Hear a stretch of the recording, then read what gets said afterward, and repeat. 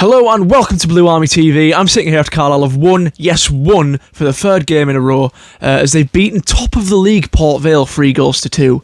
I've got to apologise straight off the bat for maybe not being as loud and excited as you maybe expect me to be. I think I hurt something in my throat celebrating that last minute penalty save, so my voice isn't as maybe excited as some people's are after that game.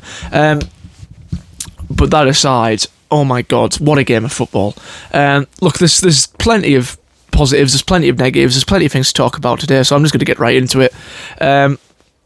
We'll start with the positives. To go 3-0 up against that team, to go 3-0 up against that Port Vale team, who are, they're fantastic, they're top of the league for a reason, they're a very good team. Yes, I don't think they played as well as they can against us today, but look, first goal, absolutely fantastic. It's my favourite of the three, the first goal, because it's what I want to see more of, as I've said a lot this season. It's a pass from the midfield into the striker, puts it past the keeper. It's a good, clean, well-worked goal, and that's what I want to see more of from Carlisle. And it's another for Georgie Kelly. It's 4 goals in 3 games for him now. Just think where we'd be if he'd been fit all season. Yeah, fantastic goal. We deserved it because we were, controlling that part of the game. But definitely the first 20 minutes. But the second goal, I think there is an element of luck. I think there might have been a little bit of an element of offside. But if you think about how unlucky we've been this season, we need a bit of luck, and I think we deserved a bit of luck because, it's not as if it was against the run of play or anything. There is a little bit of an element of luck to that goal, but Matthew Dennis scores, and it's now a goal for each of our strikers. Half-time whistle goes, and we're deservingly ahead at half-time, 2 goals up. We look like we're absolutely cruising. We don't look at threat of losing the lead. Second half starts, and nothing really changes. We rush into a 3-goal lead. Aaron Hayden scores, and it's a weird goal for me, for very obvious reasons. Callum Whelan completely mishits the cross, and it just kind of goes up. The keeper doesn't come for it, which is very strange. It's defended very poorly, and Aaron Hayden just kind of heads it into the back of the net, and it's brilliant from him. But if I'm a Port Vale fan there, I'm thinking, one, why is my keeper not coming from that? It's straight up. You've got a lot of time to come out and claim that. Secondly, why is Aaron Hayden being able to win a header that easy in the penalty box, especially when the defenders have got time to prepare almost, because the ball just goes straight up. It's not a whipped in cross that's so quick you don't notice it. It goes up, and everyone's just sitting watching it, waiting for it to fall back down. It was just like something from a cartoon where the ball's just falling out of the air and Aaron Hayden just runs over and heads it in. It was a weird goal and really badly defended from Port Vale, sorry. But yeah, look, Tranmere's on the mind, of course, but yeah, it's obviously Port Vale that I'm talking about. Look, we then have a little bit of a rocky patch. We concede a goal that I think is just a bit sloppy.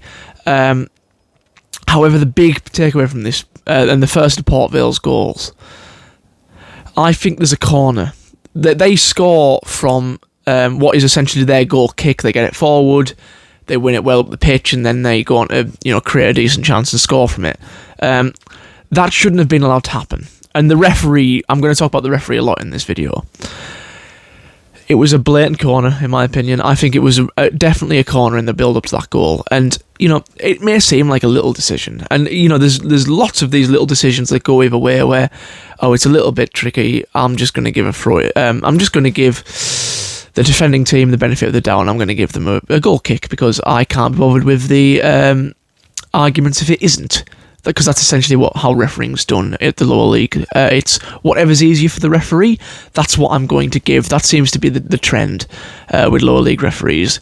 Second goal comes around, we're on the attack.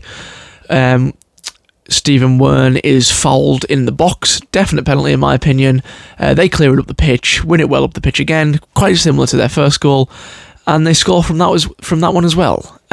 And once again, you think if the referee does his job and gives the hard but right decision, it's not the comfortable decision from the referee, because it's hard. You're stopping play and you're making a decision, yes, it's a difficult decision to make, but it's the correct decision. Don't just do what's easy for you.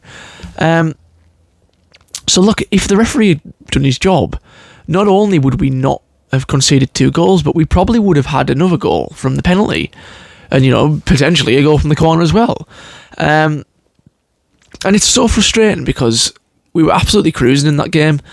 And yes, there's an element of our own fault. Maybe we could have defended it a bit better. And I'm going to praise Gabriel Breeze a lot, but I personally think it could have done better for that first goal at the very least. Not to mention that there's a definite handball in the build-up to their second goal. There's definite fouls in our box for their second goal that the referee just doesn't give. It's frustrating, and ultimately it's wrong, because it's the second week in a row that I'm going to say this, but it's not going to get talked about because we won, but it's a refereeing performance that on another day could have cost us very valuable points, and almost did. Now, the penalty decision in the last few minutes of added time, I'm going to be honest, I think that's a penalty. I think it is, but my point isn't that I don't think it's a penalty, it's that by that point, if the referee had got his decisions prior to that right, we wouldn't have gotten to this point. We wouldn't have got to the point where a last-minute penalty for Port Vale even means anything.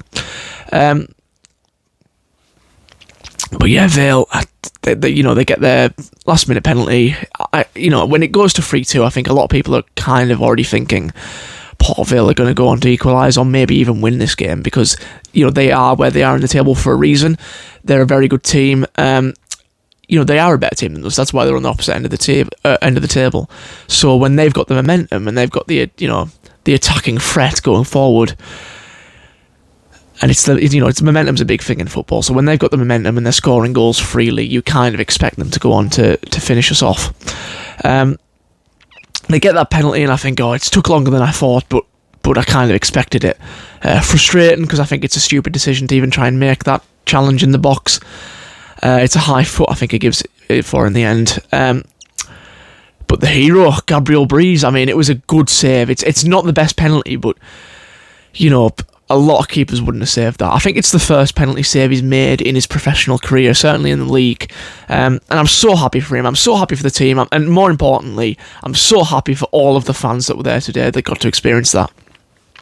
I love that when a penalty save means almost as much as a goal, definitely means as much as a goal, and it's celebrated like a goal. I've never seen Brunton Park like that. I've never seen Brunton Park that full and that united behind a goalkeeper before, because I didn't think he'd save it, because he doesn't have a good record with penalties, does Breeze. So it was, for him to save it, he deserves so much credit for Breeze today. And it keeps us alive. Yes, results maybe didn't go our way elsewhere, but it keeps us alive in this relegation fight. We're 1 goal difference behind Tranmere and 4 points behind them. So if we can make up them 4 points, then you'd imagine more than likely we'll make up the goal difference as well. Not to mention the fact that Accrington Stanley are still in it. Yes, they're 6 points ahead, but we play them next. They have a much better goal difference than them. They have a much better goal difference than us, I should say. So maybe they're a little bit out of it, but if we beat them next week, they're only 3 points away with 2 games left. It's possible, and that's not something I thought I'd be saying, a few weeks ago even. It's possible. We're going to take it down to at least the last 3 games now. Yeah. I'm so happy with today. I'm so happy with the performance. Of the remaining results, I looked at them and I thought, Port Vale, that's almost a write-off. We need to win every other game other than Port Vale. And with results going our way, I still think we need to win every other game. But we've gotten the most difficult one out of the way now. Port Vale's got to have been our most difficult. They're top of the league. They're the best team in this league. So obviously that's going to be our most difficult game. Not to say that the others are going to be easy by any stretch of the imagination. We're Carlisle, we don't do things easily. But if we can pull off this escape, it'll be absolutely fantastic. And it'll be a fantastic end to a, quite honestly, dreadful, not just season, but dreadful 2 years. If we can keep in this league, if we can stay up, last day of the season, if we can just about grasp our league status, then I think that could be the turnaround that can finally get this club going in the right direction after so long. But yeah. Let me know what you think in the comments anyways, because look, I'm so happy after today, and just enjoy it, because us as fans, we deserve that, especially after the turnout today. But yeah, please let me know what you think in the comments. Please like the video and subscribe to the channel, and in a bit.